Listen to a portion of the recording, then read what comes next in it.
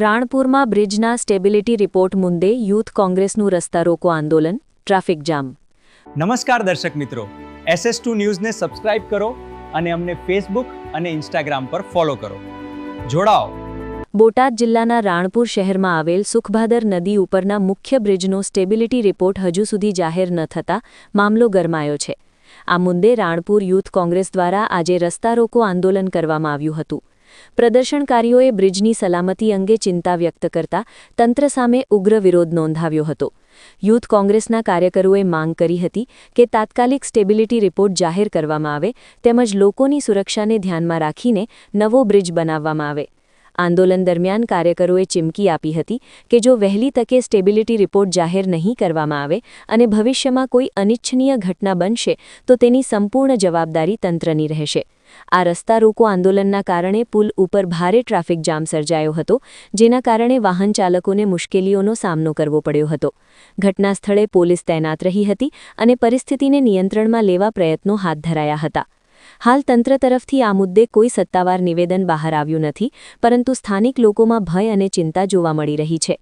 Bureau report Rohit R Jatapara, SS2 news, Botad. આપનું નામ? મનહરભાઈ વિભાભાઈ પંચાળા, પૂર્વ પ્રમુખ કોંગ્રેસ. આજે કોંગ્રેસ દ્વારા જે રસ્તા રોકો આંદોલન કરવામાં આવ્યું છે તો સેના નિમિત્તે છે, જરાક માહિતી આપો. આજથી 1 વર્ષ પહેલા અમે જે પુલ અત્યારે રાણપુરનો એક જીવાદોરી સમાન પુલ છે કે જ્યાં સૌરાષ્ટ્રનો મુખ્ય માર્ગ છે ત્યાંનો અમે જોયું તો જર્જરી પુલને અમે 1 વર્ષ પહેલા મામલતદારશ્રીને આયોજન પત્ર આપ્યું હતું.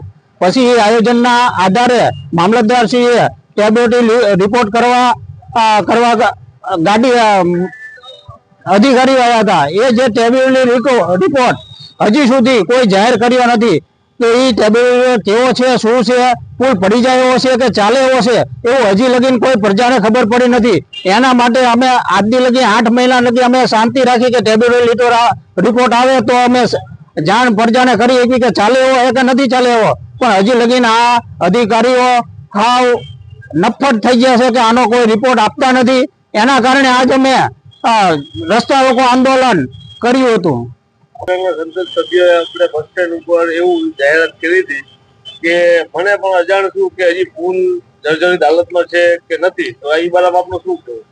એ બારામાં તો હું જે સંસદ સભ્ય છે હજી લગી હું તો રાણપુરમાં કોઈથી બાળતો જ નથી. જો કોઈ એમના મુખ્ય કાર્યક્રમ હોય ત્યારેથી હાજર રહેશે, બાકી તો કોઈ પ્રજાના કામોને લઈને તો એ કોઈથી હાજર રહ્યા જ નથી.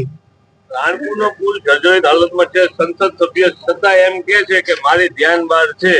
આટલી વાર ન્યૂઝના માધ્યમથી બતાવવામાં આવે છે તો શું સંસદ સભ્ય ન્યૂઝ નથી વાંચતા? બરાબર, શું કેવું? ન્યૂઝ તો વાંચતો હોય પણ એમને રાણપુરની પ્રજાને કોઈ પડી જ નથી. એના માટે એવું કહી રહ્યા છે કે મને કોઈ ખબર નથી. રાણપુર સંસદ સભ્ય જયારે બસ સ્ટેન્ડ ઓપનિંગ કરવા આવ્યા ત્યારે કહેતા હતા કે મારા ધ્યાન બહારના પુલ છે, ખરેખર રાણપુર સંસદ સભ્યને કદાચ સુરેન્દ્રનગર લોકસભામાં આવે છે. આપણે કરુણતા એ છે કે આપણે રાણપુર તાલુકો સુરેન્દ્રનગર લોકસભા આવે છે. સંસદ સભ્યને ખબર છે ખરું રાણપુર તાલુકો એમના મત વિસ્તારમાં આવે છે ખરો. હવે આટલી મોટી ગંભીર પરિસ્થિતિ હોય સંસદ સભ્ય એમ કે મને જાણ નથી, તો આ તો બહુ રાણપુર માટે શરમજનક બાબત કહેવાય. અને હું તો કહું સંસદ સભ્યને જો રાણપુરની પ્રજાને આ પ્રશ્ન ખબર ન હોય તો તે રાજીનામું આપી દેવું જોઈએ. અને માની લો આ જે આપણે જે સ્ટેબિલિટી રિપોર્ટ જાહેર નથી થતો તો કોના હિસાબે નથી થતો, કયા અધિકારીએ કયા ભાજપના નેતાના કારણે સ્ટેબિલિટી રિપોર્ટ જાહેર કરવા નથી આવતો? અમને પાકો વિશ્વાસ છે કે આ પુલ ચાલી શકે એવો નથી. પુલનો સ્ટેબિલિટી રિપોર્ટ નોટ ઓકે જ આવેલો છે, પણ અધિકારીઓ અને ભાજપના કોઈ ટોચના નેતાના હિસાબે આ પુલનો રિપોર્ટ જાહેર કરવામાં આવતો નથી. અમારી સ્પષ્ટ માંગણી છે આવનારા દિવસોમાં જો આ સ્ટેબિલિટી રિપોર્ટ જાહેર કરવામાં નહીં આવે અથવા આનું પુલનું કામ શરૂ કરે તો આવતા દિવસોમાં ઉગ્ર આંદોલન કરવામાં આવશે અને ગાંધીજીના માર્ગે ઉપવાસ આંદોલન કરવામાં આવશે.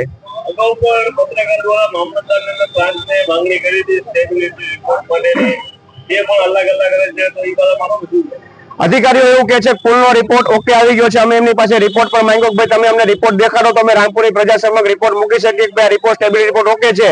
પણ ક્યાંક ને ક્યાંક અધિકારીઓ મૌખિક રીતે એમ કે છે પુલનો રિપોર્ટ ઓકે છે, પણ હકીકતમાં અમને એવું લાગતું નથી પુલનો રિપોર્ટ ઓકે હોય એવું. પરવેજ કોઠારિયા, પ્રમુખ રાણપુર તાલુકા યુથ કોંગ્રેસ. આજે જે વર્ષોથી રાણપુરનો જર્જરિત પુલ છે 1 વર્ષ અગાઉ જ્યારે ગંભીરા પુલની ઘટના બની ત્યારે અમે પણ આવેદનપત્ર આપ્યું હતું કે ભાઈ આ પુલનો ક્યાંક ને ક્યાંક સ્ટેબિલિટી રિપોર્ટ કરાવો. સ્ટેબિલિટી રિપોર્ટ પણ કરવામાં આવ્યો, પણ 1 વર્ષ સુધી હજી સુધી આ રિપોર્ટ જાહેર કરવામાં આવ્યો નથી. માની લો આ પુલ ક્યાંક પડી જશે અને કંઈક ઘટના બનશે તો એના માટે જવાબદાર કોણ?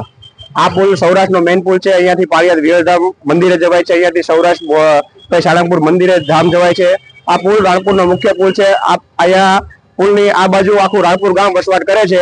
અમારી માંગણી છે કે આ પુલનો સ્ટેબિલિટી રિપોર્ટ જાહેર કરો, ખરેખર ચાલી શકે છે કે નહીં, અને જો ન ચાલી શકે હોય તો આ પુલને ફરીથી નવો બનાવો તેવી અમારી માંગણી છે. પુલની પેલી બાજુ સ્કૂલ છે ગીતાંજલિ સ્કૂલ, ત્યાં આખો દિવસની ભૂલકાઓને ભરીને 40 થી 50 વાહનો જાય છે. અકસ્માત સર્જાય તો આની પરિસ્થિતિ શું થાય? તમે પણ જોઈ શકો છો કે આ પુલ રાણપુરનો મહત્વનો પુલ છે. ગીતાંજલિ સ્કૂલ આવેલી છે, પ્લસ રાણપુરના 36 ગામડા માટે અવરજવર માટે આ એક જ રાણપુરમાં પ્રવેશવાનો રસ્તો છે. અહીંયા મામલતદાર ઓફિસ, તાલુકા પંચાયતથી માંડીને તમામ ઓફિસો રાણપુર શહેરમાં આવેલી છે. રાણપુર શહેરમાં પ્રવેશવા માટે આ એક જ મુખ્ય માર્ગ છે. જો આ પુલને કંઈક થાય તો આના માટે જવાબદાર કોણ? અમારી એક જ માંગ છે કે આના માટે જવાબદાર કોણ? અધિકારીઓ કાંઈ કરતા નથી. અમને તો એવું લાગે છે ગંભીરા પુલ જે ઘટના બને પછી થશે, અને વસ્તડી જેમ અને ગંભીરા પુલની જે ઘટના બની, શું રાણપુર પણ તંત્ર ભાઈ પુલ ઘટના બને રાહ જોઈ રહ્યું છે કે પછી તમે કામ શરૂ કરશો?